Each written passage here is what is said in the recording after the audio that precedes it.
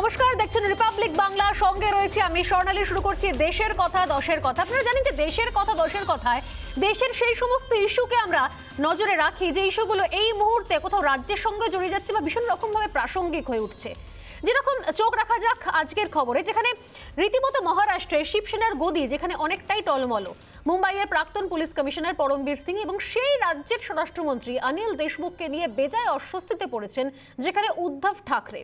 Federal ফ্রন্টে যার শরিক তৃণমূল, পশ্চিমবঙ্গেও বিজেপির বিরুদ্ধে সরাসরি শারীরিক আক্রমণের অভিযোগ তুললেন মমতা। এতদিন তিনি বলতেন যে হয় দুর্ঘটনা বা তার নাম না করে অভিযোগ করতেন, আজকে তিনি সরাসরি বললেন যে বিজেপি মেরেছে।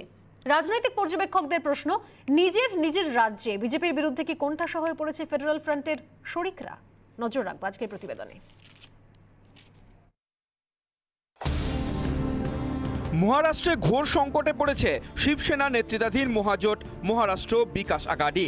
গত সপ্তাহের বুধবার পুলিশ কমিশনার পদ থেকে সরিয়ে দেওয়া হয়েছে পরমবীর সিংকে। তার জায়গায় দায়িত্ব দেওয়া হয় হেমন্ত নাগরেলেকে। মুম্বাইয়ের বিলাসবহুল বাড়ি আন্তালির সামনে বিস্ফোরক বোঝাই গাড়ি উদ্ধারের ঘটনায় নিরপেক্ষ তদন্তের জন্যই এই বদলি করা হয়েছে বলে জানান স্বরাষ্ট্রমন্ত্রী অনিল দেশমুখ।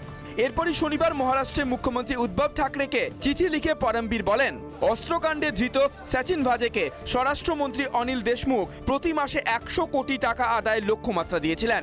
এমনকি স্বরাষ্ট্রমন্ত্রী অনিল দেশমুখের বিরুদ্ধে বহু তদন্তে হস্তক্ষেপেরও অভিযোগ করেন পরমবীর সিং।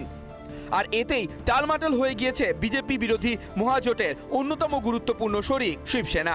যে সরকারের শরিক এনসিপি এবং কংগ্রেসও। ইতিমধ্যে বিজেপির পক্ষ থেকে শিবসেনা সরকার বরখাস্তের দাবি তোলা হয়েছে। महाराष्ट्र सरकार को कौन चला रहा है? Who is running the show of Maharashtra?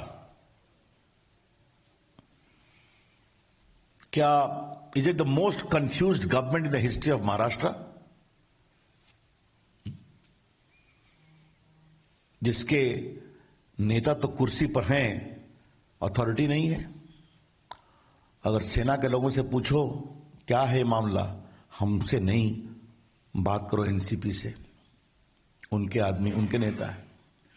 NCP से पूछो तो वो कहते हैं हमसे नहीं, मुख्यमंत्री को फैसला करना है। और कांग्रेस से पूछो, कहा ये दोनों बड़े पार्टनर हमारे हैं, दोनों मिलकर जल्दी फैसला करें। तो ये कौन सी अगाड़ी है? বিজেপির বিরুদ্ধে গড়া মহাজোটের সদস্য শিবসেনা, এনসিপি, কংগ্রেস। দেশ জুড়ে বিজেপি বিরোধী ফ্রন্টের আরও এক গুরুত্বপূর্ণ শরিক তৃণমূল কংগ্রেসও।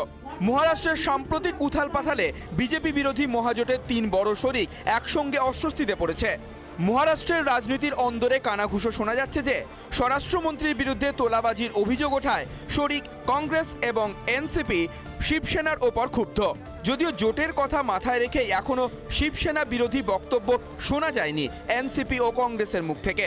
অন্যদিকে এনসিপিকে তুষ্ট রাখতে শরদ পাওয়ারের হয়ে ব্যাট করে সোনিয়ার বদলে তাকে ইউপিএ চেয়ারপারসনের পদ ছেড়ে দেওয়ার দাবি তুলেছে শিবসেনা। অর্থাৎ বিজেপি বিরোধী ফেডারেল ফ্রন্টের অন্দরে চির ধরছে। অন্যদিকে এ রাজ্যে আবার প্রচারে বিজেপির থেকে এগিয়ে থাকতে সরাসরি শারীরিক আক্রমণের অভিযোগ তুলেছেন তৃণমূল নেত্রী মমতা বন্দ্যোপাধ্যায়। সব মিলিয়ে নিজ রাজ্যে সময় মোটেই ভালো যাচ্ছে না ফেডারেল ফ্রন্টের শরিকদের। Bureau report, Republic Bangla.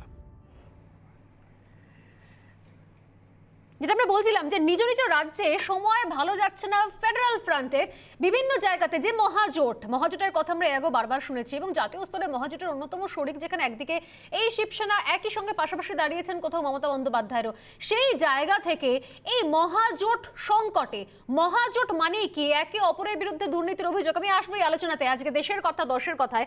আমাদের সঙ্গে রয়েছেন বিজেপি নেতা শ্রমিক দাশগুপ্ত, আপনাকে স্বাগত রিপাবলিক বাংলায়। এবং রয়েছেন টিএমসিপি নেতা মোহাম্মদ জিশান, আপনাকেও স্বাগত রিপাবলিক বাংলায়। আমি প্রথমে শ্রমিকদা আপনার কাছে আসি। বিজেপির কে সঙ্গে নিয়ে এগোনো এবং তারপর মহারাষ্ট্রের ক্ষেত্রে আমরা দেখেছি রাতারাতি পালা বদল, মানচিত্র বদল এবং এই মুহূর্তে যে বিশাল একটা জোট কোথাও তৈরি করে রেখেছিল শিবসেনা, সেখানে কোথাও তার মধ্যেও ফাটল, তার মধ্যেও ভাঙন, বিভিন্ন সময় এই মুখ খুলছে ও মুখ খুলছে। একে অপরের বিরুদ্ধে কাদা ছোড়াছুড়ি এবং দুর্নীতির অভিযোগ, মানে মহাজোট মানেই কি মহাঘোট, সেই দুর্নীতি, সেই তোলাবাজি, ওখানে এত দূর মানে আরব সাগরের তীরেও সেই কাঠমানি দুর্নীতির অভিযোগ। কি বলবেন শ্রমিকদা? দেখুন, 2019-এ আপনার মনে আছে 19শে জানুয়ারি এখানে একটা এরকম বিচিত্রানুষ্ঠান হয়েছিল। সারা ভারত থেকে সব এসছিলেন এখানে, সমস্ত কলাকুশলীরা এসে মোদিজির বিরুদ্ধে একটা সার্কাস দেখিয়ে এবার একটা গেছিলেন। লম্বা আমরা লাইন দেখেছিলাম, সবাই একে অপরের হাত ধরে রয়েছে, হ্যাঁ, মহাজোটের exactly। ঘোষণা। তখন থেকেই আমরা বলেছিলাম কিন্তু যে এই মহাজোটটা বেসিক্যালি কি, এদের কোনো নীতি আদর্শ নেই, নীতিহীন আদর্শহীন একটা ক্ষমতার লোভের থেকে একটা জোট হয়েছে। সুতরাং তাদের জন্য এটা হওয়া স্বাভাবিক ছিল। এই যে আপনি শিবসেনার কথা বললেন, আপনি যেটা বললেন একদম ঠিকভাবেই বললেন যে আমরা কিন্তু বিধানসভা নির্বাচন লড়েছিলাম শিবসেনার সাথে, ওরা আমাদের জোট সঙ্গী ছিল, আমরা ওদের সিট ছেড়ে দিয়েছিলাম। আপনি যদি তার আগের নির্বাচনের থেকে দেখেন, স্ট্রাইক রেট আমাদের বিজেপির অনেক ভালো ছিল। তারপরেও সিম্পলি মুখ্যমন্ত্রী হওয়ার স্বপ্ন নিয়ে উদ্ধব ঠাকরে কি করলেন, যে আমরা যাদের বিরোধিতা করে আর কি ভোট পেয়েছিলাম তাদের সাথে হাত মিলিয়ে এই জোটটা করেছিল। তো সিমিলারলি এবার আমি আসি আমাদের পশ্চিমবঙ্গে, এই জোটগুলোর ক্ষেত্রে কি আদৌ কোনো ভবিষ্যৎ তৈরি হয়? হবে না তো, মানে আমাদের মতো গণতান্ত্রিক দেশে বারবার যদি মহাজোট করে সবাই একটা প্ল্যাটফর্মে আসেন, এবং এই রাজ্যের ক্ষেত্রে বারবার দেখা গেছে যে বিজেপি হটাও বা এই তৃণমূল হটাও করে একটা প্ল্যাটফর্ম তৈরি করার চেষ্টা, সেই জায়গা থেকে দাঁড়িয়ে আলটিমেটলি তার পরিণতিটা কোথায়? এই যে তৃণমূল হাটাও আপনি বললেন, আপনি যে পশ্চিমবঙ্গ বললেন, এখানেও কিন্তু আর একটা অন্য খুব মানে নোংরা রাজনীতি আছে। কিরকম, আপনাকে ফার্স্টলি বুঝতে হবে আমি যে মহাজোট করছি, জোট বন্ধ হওয়াটা কখন, যখন দুটো দলের মধ্যে একটা নৈতিক বা আদর্শগত কোথাও মিল আছে।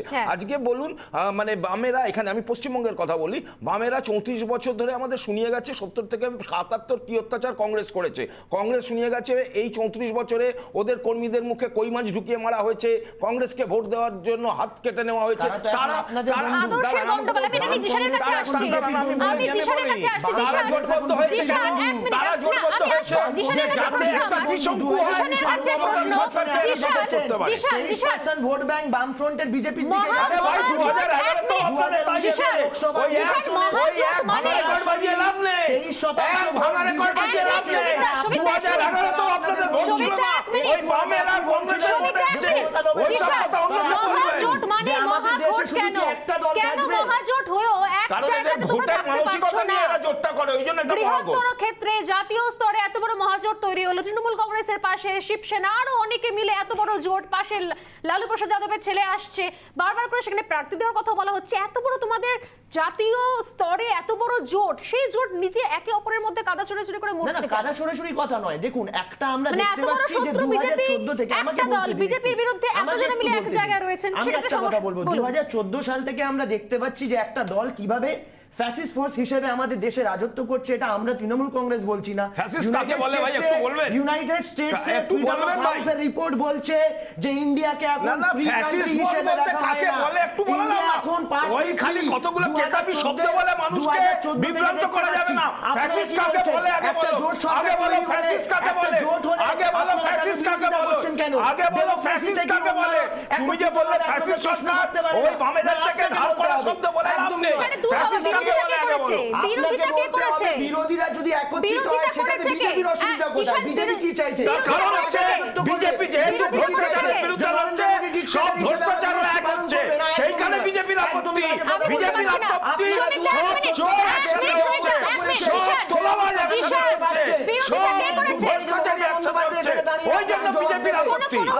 তোমাদের কাছে জিশান, বিরোধিতা কে করেছে? বিরোধিতা কে করেছে? মহাজোট হয়েছে, মহাজোট একসঙ্গে, আমরা যেটা বললো একটু আগে উনি বলছিলেন না যে মহাজোট বিরোধিতা কে করেছে? বিরোধিতা কে করেছে? ক্ষমতার লোভে। ক্ষমতার লোভ নেই, কি চাইছেন? না ক্ষমতার লোভ নেই। একটা মুখ্যমন্ত্রী নিয়ে দল কি শুধু রাজত্ব মহারাষ্ট্র করবে? নিয়ে শুরু করেছিলাম পশ্চিম কেউ আমরা, করতে পারে না। মহারাষ্ট্র নিয়ে শুরু করেছিলাম আমরা। ক্ষমতার লোভ নেই, মুখ্যমন্ত্রীর দড়ি টানাটানি নেই, ক্ষমতার লোভ ক্ষমতার নেই। লোভ নয়, ডেমোক্রেসিতে বিভিন্ন দল থাকবে। যদি আমরা দেখছি একটা কমিউনাল আইডিওলজি নিয়ে, ফ্যাসিস্ট আইডিওলজি নিয়ে যখন বিজেপি তোমাদের কমিউনাল আইডিওলজি, তোমার নেত্রী একবার একটা সম্প্রদায়কে বলছে এরা গরু, মানুষও ভাবছে না, তাদেরকে গরু বলছে, তাদেরকে গরু বলছে। আবার যখন মনে হচ্ছে আমার ভোট দেবে না, তাদেরকে গদ্দার বলছে। এই রকম নোংরা রাজনীতি আমরা করি না, এই নোংরা রাজনীতি করি না। আমরা মানুষকে মানুষের সম্মান দিই, একটা সম্প্রদায়কে গরু বলি না। আমরা দুধকে গরু বলি না। একটা বিরতি নিতেই হবে, 1 মিনিট শ্রমিক দা, 1 মিনিট, একটা বিরতি নিতেই হবে। এই জায়গা থেকেই আমি আসবো, 1 মিনিট শ্রমিক দা, 1 মিনিট,